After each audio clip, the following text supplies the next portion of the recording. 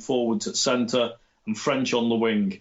Get him back to full-back and put Zach back in at centre. Certainly Zach's performance at full-back this week would have encouraged everyone to believe that it'd have been better with French at full-back in this game. Well, I said last week Zach might think he's the best defensive full-back in the league, but I think Bevan French is the best attacking full-back in the league. So, yeah. But a lot to agree with there. David Pye said, lots of people saying Wigan didn't play well. Lamb was disappointed, but I feel you have to give credit to Hull FC. They were powerful in the middle, something not often done against Wigan. They put Zach, who's been a standout for Wigan, under pressure, and this time he didn't come up trumps. Sneyd kicked well, and although Hull looked nervous when trying to stay out the game, Wigan will be like a bear with a sore head now. David Hunter said, Hull with the power game. They played tough and gritty like their half-back Josh Reynolds. Hull just won the forward battle and Wigan had no answers to the power game. Satire was immense, he was, but well backed up by the rest of the Hull pack. Hardacre doesn't know how wide a field is, and Sneyd doesn't know how wide the goalposts are. At least Sneyd hit the post, the fence post. That was one of the worst drop goals I've seen for quite a long time, under so little pressure, to be honest. I mean, it's as bad as some of the daisy cutters that he put up in that in the game. Was it against Warrington, the cup? Yeah. Not in the cup, in the league, sorry. Always in our shadow said, self-proclaimed best fullback, shown how to do it by FC's third and fourth choice. Pye's unable to handle Satire. Complete performance by FC. Only change, I would have put them under the post at the end and let Zavelio take a heat of the moment conversion. Why no card for Powell? ? Fat boy Rob, a deserved win for FC even without Connor. If Hicks has applied the rules consistently, FC would probably have won by more, but Wigan and refs, ... Joshua's granddad said, from the pre-match huddle, it was obvious this team was ready to compete with a unity showing shades of 2016. Led by the big unit who continually punching holes in the Wigan defence, a relentless effort snuffed out the Wigan threat and Zach played his part to keep Lamb's secrets up his sleeve. Swift has made the shift to fullback, gave a potential man of the match performance only to be eclipsed by Satire. No yellow for Powell though. Does he mean he thinks there was no yellow? He thinks it should have been no yellow, or is he questioning it? He hasn't got a question mark, has he? I think you know what he's saying, Mark. Heat of the moment says, which is that's a good name. Club the racist, and the RFL gave FC all the motivation they needed. Sarah McKenzie Scoots said, "Good to have Grub back. I'd hate to be stuck in a room with him and Connor, never any peace. And also you might get ankles twisted, but luckily no fucking close-up to say that he should have got fucking banned for that. Great game from 1 to 17. Satire, Sow and Swift particularly good. Byrne unable to hold on to ball and French and Zach making errors helped me to breathe a little easier." I'm glad that they helped you, Sarah. I did not enjoy that. Would like to see the difference between Powell and Brown's tackles explained clearly to me. All in all, job well done. Next up, the KCOM. Bring it on. And final comment is from @MikeWebb58. Always good to watch Mark Chapman host BBC's coverage. Not the highest quality of rugby on show, and must be worrying for Wigan to see their pack consistently dominated by Hull. Great to see Adam Swift playing regularly and enjoying his rugby. Clearly the best fullback on the field, winky face. Mike, again, he obviously didn't see Bevan French's chip. That was rugby of the highest calibre on show. Or, to be more blunt with the facts of it, there's lots of aspects to quality rugby, and Chris Satire and Liggy Sow delivered an important aspect of what's important for high quality rugby. I know lots of people pulled out Satire and he got man of the match on the TV and he got the 2 tries, but I'm really pleased Sarah pulled out Sow as well, because I thought he was every bit as good as Satire. It's just he didn't have those sparkling, well, not sparkling because they weren't sparkling. He didn't have those decisive moments with the ball. They were showreel moments for a prop forward, weren't they? Yeah, but I think Cater off the bench, all his enthusiasm as well. Lane playing a little bit more in the middle in this game was just as good as he's been playing at left second row as well for the last month. So, I think there were some really strong performances, but Satai and Sao hugely stood out to me as being exceptional for Hull FC. And you can suggest that potentially that did get into Wigan, into Wigan's mind, because there was errors from Hardacre, there was one from French, weren't there, very later on in the game. There was a few from Liam Byrne, which was disappointing, and the one that came right after Wigan scored that then gave Hull a chance to bounce back quickly. But plenty of mistakes. Hull were definitely the better side and definitely deserved to win this one. I don't think this was a game that either side won, if you know what I mean. I think it's a game that Wigan lost because Wigan didn't, because Wigan made all these errors.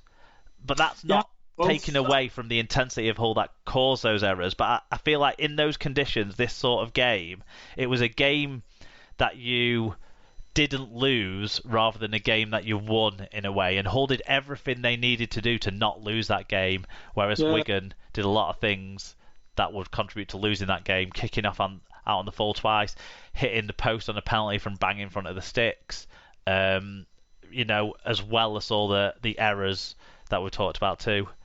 I think both sides made quite a lot of errors. I think we don't get stats from these games like no, unfortunately from Super League games, unfortunately. But I think both sides made quite a lot of errors, gave quite a lot of penalties away. I don't think it was the highest quality game, but it was definitely exciting and had a lot of intensity, and I thoroughly enjoyed the watch. The conditions were really bloody awful, to be quite honest, and I think that really suited the much bigger, more powerful pack that Hull have got. Be interesting to see what happens on a sort of a drier track in the summer if and when they play each other again. But I thought on the whole, Hull deserved to win the game. They had enough to keep Wigan at bay, and with the conditions and the sort of rugby Wigan were trying to play, they made too many errors to really give themselves a chance, although they weren't out of it until right at the end, until the interception right on the... That's it. If Willie Isa had have done with that ball that he'd done with every ball when he was giving it to Jake Bibby, I don't know why he doesn't want to help Manfredi score tries. But if Willie Isa had performed in the centre how he's been performing in the centre so far this season, showing great hands, for that in that play, then Wigan would have been scoring. Yeah, would have gone right down to the wire. But I'm betting on Manfredi there in that situation. Yeah, and it was good to see him back. By the way, I thought it was good to see him back on the field again. Yeah. Let's hope he can stay on it this time. But Jen was right. That is, if that had gone in, it probably it wouldn't have been right. It wouldn't have reflected. It wouldn't have reflected the overall dominance minutes we'd seen before. Yeah, it wouldn't have reflected the overall balance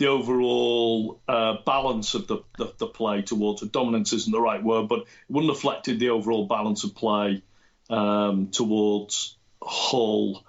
I understand the reason why people have picked out the discrepancy in the two tackles. Yeah, of course.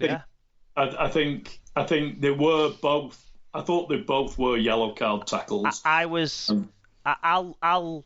I'll tell you how I watched this game, because I watched it twice, which is my dedication to this show. It bloody is, isn't it? I always delete games Saints have lost straight away. No, well, I was out with friends on Saturday, so for the first time in a long time, and we went to Lancaster Brewery, and at 2:30 when this game kicked off, I think I was probably already 4 pints in, if I'm honest. So I had it on my phone, watching it with half an eye, and I didn't even know until I watched the game back the next day that Wigan nearly scored at the end to tie it up, and actually Swift picked up the loose ball and went and scored. I didn't know that was the final score. Oh, did you not? No. No. I turned it off. On my phone, I turned it off when there was another bloody error, but there was an error just after Wigan scored the try. There was an error, I think, and in fact, I might have even turned it off before that point. I don't think I saw Don Manfredi's try either. I was pretty drunk. So that's a shame, because that was good. But I've seen it back since. I turned it off when there was a mistake just after that, really, but because I thought we wouldn't get another set, and then we did get another set. Anyway, that's by the by. But when I was watching it in my half cut, half an eye on it, nature that I was watching it in, I was surprised that it wasn't a yellow card for both. I think, do you know what I'm a bit annoyed about? I'm a bit annoyed that they both got cautions, because it means we won't ever see any sort of write-up explaining the tackles in detail. Now, I think the BBC coverage did a decent job actually at half-time, so I don't know if Sarah picked up on what they said there, of saying the Brown one looked worse because the guys over the top doubled Shorrock's over, whereas on the Griffin one with Powell, Griffin kind of still fell in the way he was falling anyway. Yeah. So I think it did look worse, but I think to the referee in the moment, I can understand why the Brown one looked worse. What I also think, and we're talking very marginal differences between the tackles, and I personally would have thought both of them would have got a grade A charge today, and I thought both of them should have had a yellow in the game. I'm not, so I'm not moving away from that, but I do think that probably, if you watch them closely, I think Brown probably goes in with a little bit more force than Powell did, only a little bit, but I do think he probably went in with a little bit more force. Maybe it's just because he's a bigger bloke, I'm not sure.